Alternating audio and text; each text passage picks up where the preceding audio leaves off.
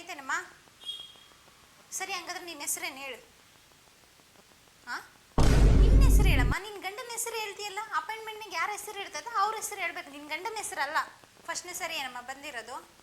ಹಂಗಾದ್ರೆ ಒಂದು form fill ಮಾಡಬೇಕು, ಅದನ್ನು ಫಿಲ್ ಮಾಡು. ಇದ್ರಾಗ ಏನಿರುತ್ತೋ ಅದಷ್ಟೇ ಫಿಲ್ ಮಾಡು, ಜಾಸ್ತಿ ಏನು ಫಿಲ್ ಮಾಡೋದು ಬೇಕಾಗಿಲ್ಲ. ನಿನ್ನ ವಯಸ್ಸು ಎಷ್ಟಮ್ಮ? ವಯಸ್ಸು ಹೇಳಮ್ಮ ಅಂದ್ರೆ ನಿನ್ನ ಗಂಡನ ಮಕ್ಕ ನೋಡ್ತೀಯಲ್ಲಮ್ಮ. ನಿನ್ನ ವಯಸ್ಸು ನಿನಗೆ ಗೊತ್ತಿರಲ್ಲ.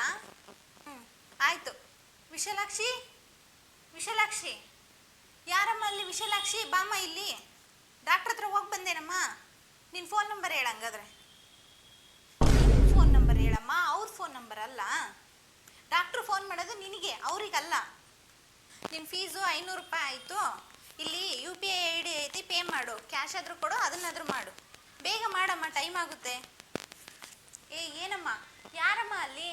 ಏನಮ್ಮ ಅಲ್ಲಿ ಮಗು ಅಳ್ತೈತಿ, ಯಾರು ನೋಡ್ಕೊನಾರ ಇಲ್ಲಲ್ಲ. ನನ್ನ ಕರ್ಕೊಂಡು ಹೋಗಮ್ಮ, ನನ್ನ ತಲೆ ಸಿಡಿತೈತಿ. ಸಮಾಧಾನ ಮಾಡಮ್ಮ. ನಂಬರ್ 14 ಯಾರಮ್ಮ ಅಲ್ಲಿ? ನಂಬರ್ ಟೋಕನ್ ನಂಬರ್ 14 ಅಲ್ಲಿ ಒಳಗೆ ಕರಿತಿದ್ದಾರೆ, ಹೋಗಮ್ಮ. ಹಾಗೆ ಕೈಯಲ್ಲಿ ಫೈಲ್ ಹಿಡ್ಕೊಂಡು ಹೋಗು. ಅಲ್ಲಿ ಒಳಗೆ ಹೋಗ್ಮೇಲೆ ಹುಡ್ಕೆಂತ ಓಡಾಡಬೇಡ ನೀನು.